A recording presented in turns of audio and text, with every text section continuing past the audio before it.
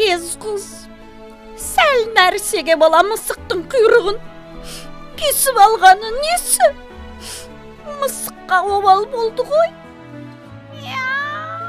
Ал енді мақта қыздың орнында болсаң, не істер едің? Жылама, мысығым. Ол ертегі ғой. Ертегіде ондай бола береді. Мысықтың өзі де кінәлі.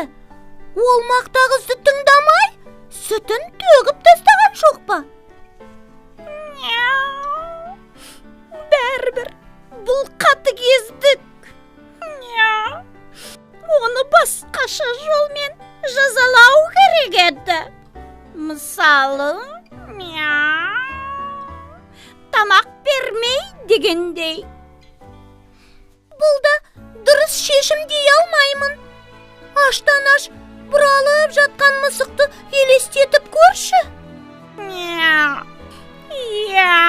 Сен маған жарты күн тамақ бермесең, мен саған қатты өкпелер едім.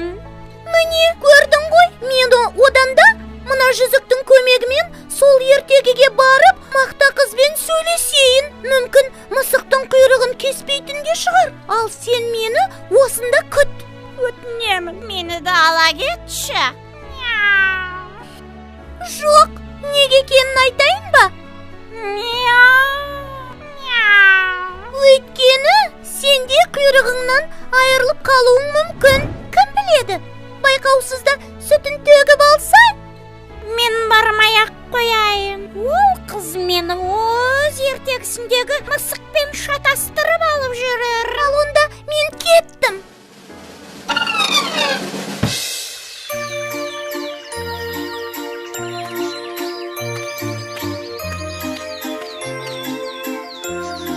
Сәлем, мысық. Сәлем, сары қыз. Сен мұнда қайдан тап болдың? Мен өзге заманнан келдім. Менің саған айтар әңгімем бар еді. Айта бер, сары қыз. Құлағым сенде. Не айтпақсың? Күнде қыздырынып маужырап рақаттанып жатқанда бір жерге жұмсамашы әйтеуір. Сен өзің жалқау мысық екенсің. Жата бергенше мақта қызға көмектеспейсің бе?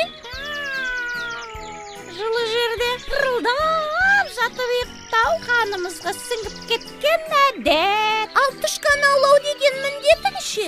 Оны да атқармайсың ба? Ол біз үшін міндет емес. Мақта қыз мені сүтке тойдырып қояды. Тышқан қуып жүрсем, сол салпақтап. Сен өзі қырсық мысық екенсің. Әттең, мен сенің егең болсам, тәртіпке салып қояр едім. Не істейсің сонда? Құйрығымды кесіп аласың ба? Қап, мынаны-ай. Жарайды, сені дәл қазір мақта қыз шақырады. Мысығым, келе ғой. Әне, шақырып жатыр, бар тезірек. Дегенде жетіп барсаң, қадірің қашады. Шақыра түссін. Мына күннің қызуын-ай. Барсаңшы енді. Қазір ашуланады да тауып алған мейізін өзі жеп қояды. Мейіз? Жоқ, ол менсіз жемейді. Бәстесесің бе? Мысық. Міне, екінші рет шақырды. Үшінші рет шақырғанда жетіп барамын. Бар тезірек, үшінші рет шақырмауы мүмкін. Және абайла, құмырадағы сүтті төгіп алма. Неге төгеді екенмін? Мені мақта қыз өте жақсы көреді. Біз доспыз. Түсінесің бе? Ал достар кешірімшіл болады. Кешірімшіліктің де шегі бар. Барсаңшы енді. Жарайды. Қоймадың ғой. Бар да бар деп. Қазір өз көзіңмен көресің. Сен терезеден қарап тұр.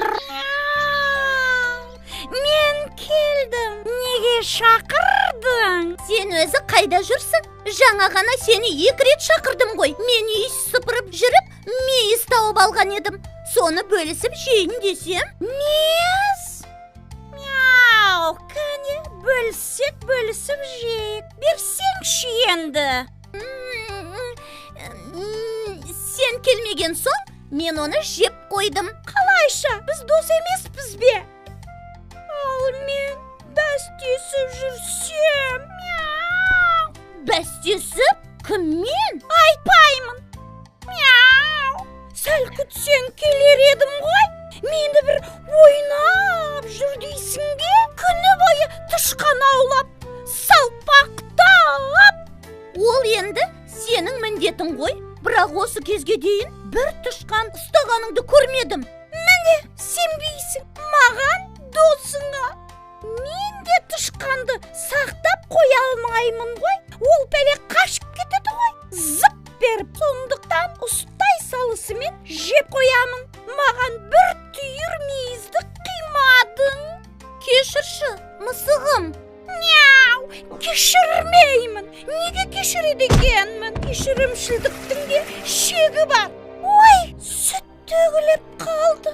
Мяу, бірақ төккен мен емес. Қалайша, сен емес? Мен емес, құйрығым. Иә, сүтті құйрығым төкті. Құйрық сенікі емес пе? Иә, менікі. Мяу, дәл қазір осы бір нәрсе маған керек пе деп те ойланып қоямын. Қу мысық. Олай болса, мен сені емес, құйрығыңды жазалаймын. Өте дұрыс шешім. Мұны жазаламаса болмайды. Мәссаған. Мяу! Енді төгесің бе сүтті? Доғар енді, ашуыма әбден тидің. Қазір мен сенің құйрығыңды кесіп аламын да, маған сүт әкеліп берген кезде ғана қайтарамын. Ұқтың ба? Мяу! Кесіп алғаны қалай? Менің құйрығымды ма? Сен жаңа ғана өзің айтқан жоқсың ба? Мұны жазаламаса болмайды деп. Мяу! Жаздым, жаңылдым, кешірім өтінем. Сүтті сиырдан сұрап әпере салам. Жарайды, бірақ судың да сұрауы бар деген. Сиыр саған сүтін бере салады деп ойламаймын. Ал сен өтірік айтқанды қоймасаң, үйден қуып жіберемін. Содан соң жабайы мысық боп жүресің. Мяу! Жабайы мысығы құрысын, атай көрме. Мен қалайда сиырдан сүт сұрап аламын. Рұқсат етсе, қазір-ақ барып алып келемін. Мяу! Бара ғой, мысығым, мен әлі үй жинап болған жоқпын. Сәлем, мақта қыз. Сәлем, сары қыз. Сен қай ертегіден адасып келдің? Жоқ, айтпа, өзім табамын. Аю мен Маша, дұрыс па? Жоқ, таппадым. Олай болса, аққу қаздар ертегісіндегі інісін мыстан алып кеткен қызсың. Жоқ, мақта қыз, мен басқа заманнан келдім. Қонақпын, есімім Оля. Танысқаныма қуаныштымын. Менің ертегіме қош келдің. Айта бер, Оля. Ертегі бойынша сен өз мысығыңа ашуланып, құйрығын кесіп аласың. Біз сені қатыгез қыз деп ойладық. Ал қазір қарап отырсам, тіпті де олай емес. Сен нағыз мейірімді, кешірімшіл қыз екенсің. Ой, енді ертегі болған соң ондай бола береді ғой. Мен тек мысықты қорқытқаным болмаса, соңғы кезде ол тіпті тыңдамай кетті. Түсінікті, өзі ішіп жүрген сүттің қандай еңбекпен келетінін білсін дегенің ғой. Дәл солай, еңбек етсең, емерсің. Солай емес пе, балалар? Теледидар төрінде, ертегілер елінде, балаларым сендерге, ертегі айтып беріңдер.